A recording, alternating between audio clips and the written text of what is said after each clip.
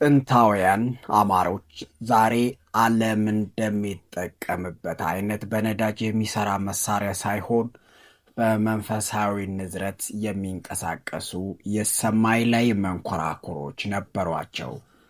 ይህ ስልጣኔ የንቃት ስልጣኔ ይባላል። ንጉሥ ሰለሞን ወደ ኢትዮጵያ ሲመጣ የተጠቀመበት የንፋስ ሰረገላ መሠረቱ ከኢትዮጵያ አባቶች የተገኘ መለኮታዊ ጥበብ ነበር። ያው አስተማሪዎቹ የጊዮን አማሮች እነ ዮቶር ነበሩና ይህ ጥበብ ቁስን ከመንፈስ ጋር በማዋሃድ የስበት ሕግን ሰብሮ በሰማይ ላይ እንደ ልብ የመመላለስ አቅም ይሰጥ ነበር። አስገራሚ ነው። ጥንታውያን አማሮች የከዋክብትን ዑደትና ኃይል የሚያነቡባቸው የሰማይ መስተዋቶች ነበሯቸው። እነዚህ መስተዋቶች ወደ ሰማይ በማየት ብቻ ሳይሆን በውስጥ ንቃት የከዋክብትን ንዝረት ወይም ሞገድ ወደ ምድር በመሳብ ለምርት፣ ለጤና፣ ለሰላም ይጠቀሙባቸው ነበር። ይህ ስልጣኔ ምድርን ከሰማይ ጋር በማገናኘት የሰው ልጅ ንቃት ክፍል ከፍ የሚያደርግ ታላቅ የጥበብ ደረጃ ነበር። የጥንት አማሮች ሰዎች ከሩቅ ሆነው መረጃ የሚለዋወጡበት በብረት ሽቦ ሳይሆን በሐተታ መናፍስት ወይም በነፍስ መስታወት ነበር። በአሁኑ ጊዜ ዓለም ኢንተርኔት ብሎ የሚጠራው ስርዓት የዚህ ጥንታዊና መለኮታዊ ምስጢር ጥላ ወይም ዝቅተኛ ግልባጭ ነው። አባቶች በአንድ ቦታ ሆነው በዓለም ዙሪያ የሚከናወነው ሁሉ በመንፈስ መስታወት ያዩና ይረዱ ነበር። የኢትዮጵያ ተራሮች ተራ ተራሮች ሳይሆኑ ከሰማይ የሚመጣውን መለኮታዊ ኃይል ተቀብለው ወደ ምድር የሚያሰራጩ የኃይል ማማዎች ናቸው። በጥንቱ ስልጣኔ እነዚህ ተራሮች በረቂቅ መሳሪያዎች የታገዙ የንቃት ማዕከላት ነበሩ። ዛሬም ቢሆን እነዚህ ተራሮች ልዩ ኃይልንና ጥበቃን የሚሰጡ መለኮታዊ ምሽጎች ናቸው። ትልቅ ነበርን፣ ትልቅም እንሆናለን። ይህንን ስንሰማ ምን ያክል ድንቅ ሕዝቦች እንደነበርን ትረዳላችሁ። የሚመጣው አማራ ግን ከዚህም በላይ የሆነ ታምር የሚሰራ ነው። ከአባቶቹ በላይ የሚጠነክርበት አስቻይ ሁኔታዎችና ዕድሎች መጥተውለታል። አማራ ካለፈው ታሪኩና ጥንካሬው ይልቅ መጪው ዘመን ኃያልና ጠንካራ የሚሆንበት ዘመን ከፊቱ ነው። በጣም አጓጉ ተስፋዎች ከፊቱ አሉ። ምን ናቸው የሚለውን እናየዋለን። የሻዕቢያ፣ የህወሓት፣ የኦነግ፣ የግብፅ ተላላኪ የሚባለው ፋኖ የፈጠረው አቅም ለመላላክ ወይንስ እነዚህን ኃይሎች ለመምራት? በምክንያት በማስረጃ እናየዋለን። ዓለም አቀፍ ትኩረት የተነፈገው ነገር ግን የቀጠነው ማለትም የጅቡቲ፣ ኤርትራ፣ ሶማሊያ፣ ኢትዮጵያ ውስጥ ከሚገኙ ኃይሎች ጠንካራው ኃይል የፋኖ ኃይል ነው። እናየዋለን። አማራ ሲበላው የነበረው የብሔር ፖለቲካ ተጠቅሞ አማራ ወደ ኃያልነት እየቀየረው ይገኛል። እነዚህና መሰል ሐሳቦች ይዘንላችሁ ቀርበናል። አዲስ ትውልድ ሚዲያን ሰብስክራይብ፣ ሼር፣ ላይክ የተሰማችሁት። ይህ አዲስ ትውልድ ሚዲያ ነው። አዲስ ትውልድ ሚዲያን ሰብስክራይብ፣ ሼር፣ ላይክ፣ ኮሜንት በማድረግ አብረውን ይቆዩ። በአዲስ አስተሳሰብ አዲስ ትውልድ እንገነባለን። ወደ ትንታኔያችን በታሪክ እንንደርደር። ለሺህ ዘመናት በዓለም ላይ ተበትነው የኖሩ የኔ ነው የሚሉት ሀገርና መንግስት ያልነበራቸው፣ በተበተኑበት ሀገር ሁሉ ሰቅጣጭ ግፍ የተፈጸመባቸው፣ ከሺህ ዘመናት እንግልት ጭፍጨፋ ተርፈው በብዙ ትግልና ቆራጥ ውሳኔዎች በአርቆ አሳቢ ልጆች የፍየል ግንባር የምታክል ቦታ ይዛ ሀገር የሆነችው አሁን በሁሉም መንገድ ዓለምን እየመራች ያለች ሀገር መሪ በሆነው ኔታንያሁ ንግግር እንጀምር። እስራኤልና አማራ የሚያመሳስላቸው ብዙ ነገር አለ። የእስራኤሉ ጠቅላይ ሚኒስትር ቢንያሚን ኔታንያሁ ይናገራል። ከ70 ዓመት በፊት ይሁዲዎች ለመታረድ እንደ በግ ይነዱ ነበር። ከ60 ዓመት በፊት አገር የለንም፣ የጦር ሰራዊት የለንም። 7 የአረብ ሀገራት ከተመሰረተች ጥቂት ሰዓታት በሆናት በትንሿ የይሁዲዎች ግዛት ላይ ጦርነት አወጁ። ከተቀረው የአረብ ዓለም አንጻር እኛ 650 ይሁዲዎች ነበርን። የእስራኤል መከላከያ ሰራዊት አልነበረም። ኃይለኛ የአየር ኃይል የለም። ብቻ ወደ የትኛውም የሚጓዝ ጀግና ህዝብ ግን ነበረን። ሊባኖስ፣ ሶሪያ፣ ኢራቅ፣ ዮርዳኖስ፣ ግብፅ፣ ሊቢያ እንዲሁም ሳውዲ አረቢያ ሁሉም በአንድ ጊዜ አጠቁን፣ ግን አሸነፍን። የተባበሩት መንግስታት የሰጠን ሀገር 65 በመቶ በረሃማ ነበር። ከ35 ዓመት በፊት በመካከለኛው ምስራቅ እጅግ አስፈሪ ከነበሩ ሶስት የጦር ሰራዊቶች ጋር ጦርነት ገጥመናል። ሆኖም በ6 ቀናት ውስጥ ደመሰስናቸው። ከተለያዩ የአረብ ጥምር ጦር ህብረት ጋር ውጊያ ገጥመናል። ለዛውም ዘመናዊ የጦር ሰራዊትና ዘመናዊ የሶቪየት ህብረት የጦር መሳሪያ ከነበራቸው ጋር። ሆኖም ሁሌም እንዳሸነፍናቸው ነበር። ዛሬ ግን እኛ ሀገር አለን፣ የጦር ሰራዊት አለን፣ እጅግ ኃይለኛ የአየር ኃይል አለን። በከፍተኛ ደረጃ ያደገው ምጣኔ ሀብታችን ብዙ ዶላሮችን ያመጣል። እንደ አይቴል፣ ማይክሮሶፍት፣ አይቢኤም ያሉ ምርቶችን በሀገራችን ላይ አበልጽገናል። በሕክምናው ምርምር ሐኪሞቻችን ብዙ ሽልማቶችን ተቀብለዋል። በረሃውን አበባ አደረግነው። እናም ብርቱካኖችን፣ አበቦችን እንዲሁም አትክልቶችን በመላው ዓለም እንሸጣለን። እስራኤል የራሷን መንኮራኩር ወደ ህዋ አምጥቃለች። 3 መንኮራኩሮች በአንድ ጊዜ። ልክ እንደ ዩናይትድ ስቴትስ 350 ሚሊዮን ህዝብ፣ እንደ ሩሲያ 120 ሚሊዮን ህዝብ፣ እንደ ቻይና 1.3 ቢሊዮን ህዝብ፣ እንደ አውሮፓ፣ እንደ ፈረንሳይ፣ እንደ ታላቋ ብሪታንያና ጀርመን 350 ሚሊዮን ህዝብ ካላቸው ሀገራት ጋር በእኩል ደረጃ በመቀመጣችን እንኮራለን። አሁን ላይ እስራኤል እንደ ዩናይትድ ስቴትስ፣ ራሽያ፣ ቻይና፣ ህንድና ፈረንሳይ እንዲሁም እንደ ታላቋ ብሪታንያ የኒውክሌር ኃይል ባለቤት ናት። እናም ባለፉት 60 ዓመታት ብቻ ተስፋ የሌለንና አንገታችንን የምንደፋ ለመታረድ የምንነዳ ነበር። ጦርነቶቻችን ከምንም ነገር ባነሰ መልኩ እዚሁ አሸንፈናል። በእግዚአብሔር ቸርነት ትንሿን ግዛታችንን ከምንም ነገር ገንብተናል። ከፈርዖን አምልጠናል። ከግሪኮች አምልጠናል።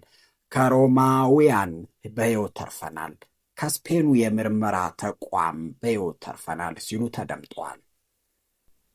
አማራም በጉራ ፈርዳ፣ በወለጋ፣ በነቀምት፣ በሻሸመኔ፣ ባሰላ፣ በቤኒሻንጉል እንደ በግ የሚታረድ እንደ ድንጋይ ወደ ገደል የሚጣል ቀስተኞች በእኛ ገላ ላይ ቀስት የሚለማመዱበት ስጋችን የተበላ ተዘግዝቀን የተሰቀልን ከነ ሕይወታችን የተቃጠል ሀብታችን የሚዘረፍ ንብረታችን የሚቃጠል ስቃያችን ልቅሷችን ከዓለም እስከ ዓለም ብናደርስም ሁሉም ጆሮ አፍና ጣት የነፈገን ህዝቦች ነበርን ነን። አማራ ላለፉት 40 ዓመታት በየውዲት ጉዲት የጭካኔ ዘመቻ ወይም ጭፍጨፋ የስልጣኔ አሻራዎቹን፣ አስደናቂ ቅርሶቹን፣ ለትውልድ የሚሸጋገሩ መጽሐፍቶቹን፣ ትውልድን የሚያስቀጥሉ እሴቶቹን፣ የእውቀት ሽግግር እንዳይኖር ሊቃውንቱ ሁሉ እንዲያጣ ተደረገ። የውዲት በልዩ የመሪነት ስነ ልቦና ይሰለጥኑ የነበሩ 400 ተተኪ የንጉሳውያን ልጆች አስወግዳ አማራ መሪ አልባ አደረገችው። አማራዎች ግን ያንን የ40 ዓመት ጭፍጨፋ አልፈን ከነክብራችን፣ ባህላችን፣ በግዛታችን ዛሬም አለን። ግራኝ አህመድ አማራን ታሪክም፣ እምነትም፣ ተቋምም፣ ከተማም፣ መጽሐፍትም፣ ሊቃውንትም በአጠቃላይ አሻራ ዘርም እንዳይኖረን ለማድረግ ለ14 ዓመት ጨፈጨፈን። እኛ ግን ታሪክን በሌላ ታሪክ በመተካት እምነትን ከነክብሯ በመጠበቅ ዛሬም አለን። የጋላ ወረራ ደግሞ አማራን ከ100 እስከ 150 ዓመት የዘለቀ ወንዶችን በመስለብ ሴቶቻችንን በማግባት መሬቶችን በመውረር ቅርሶችን በማውደም ህዝብን በመጨፍጨፍ ማንነትን በማስቀየር አማራን ለማጥፋት ሰራ። አማራ ለተከታታይ 150 ዓመት የተፈጸመበትን ሁሉ አልፎ ከነ ቋንቋና ባህሉ፣ እሴቱ፣ እምነቱ ዛሬም አለ።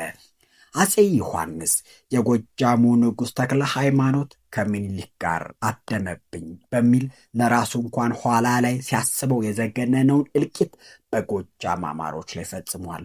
አፄ ዮሐንስ ለራስ ዳርጌ በጻፈው ደብዳቤ በእኔም በድሃውም ኃጢአት እንደሆነ አላውቅ ሀገሩን ጎጃም ሳጠፋ ከረምኩ በማለት ጸጸቱን ይገልጻል። ዘመቻው 3 ወር የፈጀ በመሆኑ በሂደቱ የደረሰውን ሰብአዊ ፍጅቶችን ዘርዝረን አንጨርሳቸውም። ባጭሩ የዘመቻው ውጤት ራሱ አፄውን እንዲጸጽተው ያደረገ ዘግናኝ ነበር። ከዛ ዘግናኝ ጭፍጨፋ ተርፈን ከነጋቢና ቁታችን ነፍጣችን ከነ ቋንቋችንና ባህላችን እምነታችን ዛሬም አማራዎች አለን። አፄ ዮሐንስ በቤተ አማራም ላይ አስከፊ ጭፍጨፋ ፈጽሟል። ያም ታልፏል።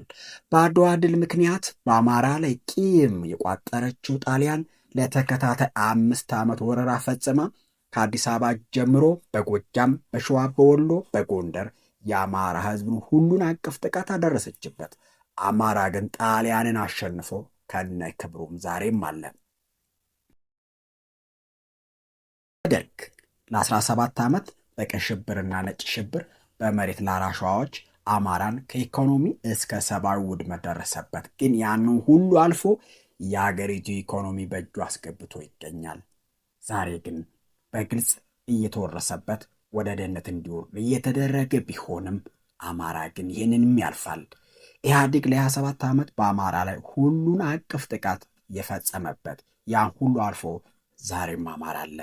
ብልጽግናም በአማራ ህዝብ ላይ ዘመኑ ያፈራውን መሳሪያ ተጠቅሞ ለመናገር የሚዘገን ጭፍጨፋ፣ ማፈናቀል፣ ከስራ ማባረር፣ ማገት እየፈጸመበት ይገኛል። ግን ዛሬም ታሪክን ትውልድን ለማስቀጠል እንደ ቀድሞ አባቶቹ እየተፋለመ ይገኛል። እንደ ሁልጊዜው አሁንም አማራ ያሸንፋል፣ ይቀጥላልም። ትናንት በጉራ ፈርዳ፣ በወለጋ፣ በነቀምት፣ በሻሸመኔ ያሰላ እንደ በግ የምንታረድ ወደ ገደል የምንጣል ሀብታችን የሚዘረፍ ንብረታችን የሚቃጠል ነበርን። ዛሬም በላያችን ላይ የሚነደው እሳትና ሰቆቃ ባይቆምም በ3 ዓመት ውስጥ አስገራሚ ስራ ሰርተናል። ዛሬ ከትልቁ ግዛታችን ተቆርሶ የተሰጠን የራሳችን በራሳችን የሚጠራ ቀጠና አለን። ይህንን ሰፊ ቀጠና በሚገባ ተጠቅመን ህዝቡን አስተባብረን ተደራጅተን ታጥቀን ወደ ከፍታችን እየመጣን ነው። ትናንት ለምን እንደጨከኑብን ለምን እያጠፉን እንዳለ አይገባንም ነበር። በነፍጠኛ ስም፣ በትምክተኛ ስም፣ በመጤና ሰፋሪ ስም ይገሉን ነበር። ቀይ ሽብርም ነጭ ሽብርም እያሉ ያስወግዱን ነበር። ዛሬ በስማችን ክልል ሰጥተው የብሔር ፖለቲካ አምጥተው በግልጽ አማራ በሚል እንደሚገሉንና እንደሚያፈናቅሉን ገባን። በስውር ሊያጠፉን ያሰፈሰፉ ኃይሎችን ተረዳናቸው። ዛሬ በሩቧ ርስታችን በብሔር ፖለቲካ ተቃኝተን በፋኖ የትግል ስማችን ተደራጅተን በአማራ ገመድ ተሳስረን እየመከትን እየሰለጠን እየታጠቅን እየተደራጀን ወደ ቀድሞ ከፍታ ለመውጣት እየተንደረደርን እንገኛለን። ይህ ክልልና የብሔር ፖለቲካ በስውር ሲያጠፉን የነበሩትን የተረዳንበት፣ በስውር ከመጥፋት የታደገንን ችግር የብሔር ፖለቲካ በስውር ሊያጠፉን የነበሩትን የተረዳንበት፣ በስውር ከመጥፋት የታደገን ከችግር ውስጥ ከመከራችን ያገኘነው በረከታችን ነው። ይህንን እድል ተጠቅመን አማራን በማህበራዊ፣ በኢኮኖሚያዊ፣ በፖለቲካዊ፣ በወታደራዊ እያስተሳሰርነው እንገኛለን። አስተሳስረን ከጨረስነው ግን ከመቼውም ጊዜ በላይ አማራ የምድሪቱ ኃያል ሕዝብ ይሆናል። ዛሬ ከሰልፍ ጀምረን በባዶ እጅና በጥቂት ክላሽ ተነስተን 100 በላይ ክፍለ ጦሮችን አዋቅረን በአራቱም አቅጣጫ የሚዋጋ 4 ግዙፍ እዞችን መስርተናል። የራሳችን ርዕዮተ ዓለም ቀርጸናል። ያን ሁሉ መከራ አልፈን ዛሬ በአዘርባይጃን፣ በቱርክ፣ በእስራኤል፣ በኤምሬት፣ በፈረንሳይ፣ በኢጣሊ የተሰሩ ዘመናዊ የግል ይሁን የቡድን መሳሪያ በገንዘብ ገዝተን ሳይሆን በደም በሞት በባዶ እጅ ገጥመን ነጥቀን ታጥቀናል። ማንም ቀስተኛ ተራ የሰፈር ጎረምሳና የቀበሌ ሊቀመንበር ይገለው ያፈናቅለው የነበረው አማራ ዛሬ በቀን በማታ በገጠር በከተማ በተራራ በሸለቆ በበጋ በክረምት የሚዋጋ አልሞ የማይፈት ተዋጊ ኃይል በስማችን አደራጅተናል። ይህ ካለፉት ሺህ ዘመናት የተሻለው ጥንካሬያችን ነው። አማራ በማንነቱ ተደራጅቶ በማንነቱ ጦር ኃይል አደራጅቶ በስሙ ተቋም ገንብቶ ራሱን ለመከላከል የተደራጀበት ዘመን አልነበረምና፣ ዛሬ ግን ያንን እያደረግን ነው። ይህ ራሱ ለዘላለም ለማዳን ይህ ራሱ አማራን ለዘላለም ለማዳን ዋስትናው የሆነው አደረጃጀቱ ነው። መሪ አልባ የነበረው አማራ ዛሬ ብዛት ያላቸው የፖለቲካና የጦር መኮንኖችን አስመርቆ ወደ ስራ አስገብቷል። ሙሉ ቤተሰባቸውን ይዘው ጫካ የገቡ ራሳቸውን ብቻ ሳይሆን ቤተሰቦቻቸው ሁሉ ለአማራ የሚያታግሉ ለትግል የቆረጡ በራሳቸውና በቤተሰባቸው ላይ የጨከኑ መሪዎች አሉ። አማራ ትናንት ዱላ እንዳይዝ ተፈርዶበት የነበረው አማራ ዛሬ ግን የራሱን አየር ኃይል የምድር ኃይል አቋቁሟል። በዘሪውን 13 ዘመናዊ ሮኬቶችን ፈንጆችን እያመረተ ነው። አጥፍቶ ጠፊ ድሮኖችን ሰርተን ታጥቀናል። ትናንት በብጣሽ ወረቀት ያሳስረው ያስገድለው የነበረውን ካድሪ ተከታትሎ እርምጃ የሚወስድ የደህንነት መዋቅር ዘርግተናል። ያ ምንም ነገር ማሳካት ራሱ መከላከል የማይችለው አማራ ዛሬ ስፋት ያለው ቀጠና ተቆጣጥሮ እያስተዳደረ እጅግ ሰፊ በሆነ ቀጠና በሁሉም አቅጣጫ የሚዋጋ ኃይል ገንብቷል። ዛሬ ያለ ማንም ፈቃድ ሰልፎችን መጥራት መምራትና ማስተባበር ችሏል። ዛሬ በየትኛውም ውጊያ ገጥሞ የሚያሸንፍ ተዋጊ ኃይል አለን። ፋኖ በቁጥር የቲዲኤፍን 10 እጥፍ የሚበልጥ ከኤርትራ ወታደር የሚበልጥ ከሶማሊያ ጋር በፍጹም የማይወዳደር በአፍሪቃ ቀንድ ግዙፍ የሚባለውን የኢትዮጵያ መከላከያን ማርኮ አሰልፎ የሚነዳ ኃይል ሆኗል። ፋኖ ታዲያ ይህንን ኃይል ይላላካል ወይንስ ይልካል ነው መባል ያለበት። በቁጥርም በተዋጊ ብዛትም በጀግንነትም በእውቀትም በሀብትም በቀጠናው ፋኖን የሚበልጠው ኃይል የለም። ፋኖና የአማራን ህዝብ ተላላኪ የሚሆንበት አንዳችን ምክንያት የለም። ፋኖ ተላላኪ ነው እያላችሁ ለብልጽግና የምትለላኩ አማራዎች ግን አላችሁ። ፋኖ የትኛውንም ኃይል መላክ ማዘዝና ማንበርከክ ደረጃ ላይ እየደረሰ ነው። በፖለቲካውም አያሌ ስራዎችን እየሰሩ ነው። ትናንት በጠላትነት የተፈራረጁ አማራ፣ ትግሬ፣ ሱዳን፣ በርታ፣ ሽናሻ፣ ኤርትራ ወዘተ ወደ አንድ የሚያመጣ ቀጠናውን የሚያስተሳስር ስራ መሬት ላይ እየሰራ ነው። ይህ መላላክ ሳይሆን መምራት ነው። ታሪካዊ ጠላት የሚባል የለም። በዓለም ላይ ታሪካዊ ጠላት ኑሮም አያውቅም። በአማራ ህዝብ መካከል መተባበርን፣ በመሪዎች መካከል ደግሞ መከባበርና አርቆ ማስተዋልን፣ ትግሉ ማሻገርን እንመኛለን። የሚቀረን ግን አለ። እሱን ቀጣይ እንመጣበታለን። አዳምጣችሁ የጨረሳችሁ ኮሜንት አድርጉ። ይታረም የምትሉትን አስቀምጡ። ቀጣይ ምን መቅረብ እንዳለበት ጠቁሙ። አዲስ ትውልድ ሚዲያ በአዲስ አስተሳሰብ አዲስ ትውልድ እንገነባለን። የዛሬውን አበቃ። እናመሰግናለን።